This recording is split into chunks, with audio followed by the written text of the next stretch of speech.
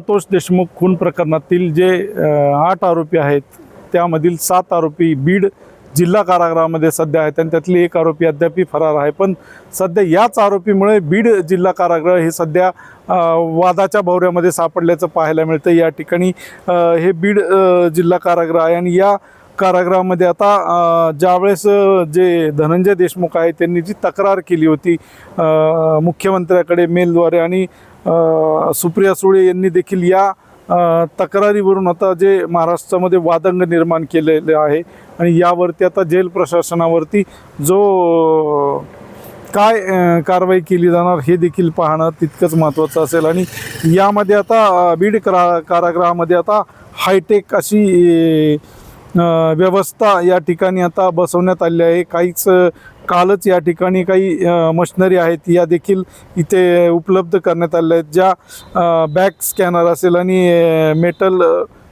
Detector असतील, hand detector असतील, अशा यामध्ये अनेक जे वस्तू आहेत ज्या शस्त्रासारखे असेल किंवा गांजा असेल किंवा इतर काही ज्या वस्तू असतील यामधून या मशीनमधून त्या डिटेक्ट होतील। आणि आता यामध्ये जे जिल्हा कारागृह आहे या ठिकाणी अशा अत्यंत अशा हायटेक अशा सुविधा या ठिकाणी आता शासनाकडून पुरवल्या जातात धनंजय देशमुखांच्या पत्रानंतर। आणि या ठिकाणी जी पुण्यामध्ये जी वरिष्ठ अधिकाऱ्यांची जेल अधिकाऱ्यांची जी बैठक झाली होती या तक्रारीनंतर त्यामध्ये जे बीडचे जेलर आहेत यांनी देखील इथल्या ज्या हायटेक सुविधा आहेत त्या पुरवण्याबद्दल देखील त्यांनी त्या ठिकाणी मागणी केली होती। पण असंही काही सूत्रांकडून कळतंय की जे इथले जे जेलर आहेत हे सध्या बदलीच्या तयारीमध्ये आहेत। अनेक वेळा त्यांनी वरिष्ठांकडे अर्ज केलेले आहेत आणि त्या अर्जावरती आता काय करतील वरिष्ठ अधिकारी हे देखील पाहणं तितकंच महत्त्वाचं ठरेल। आणि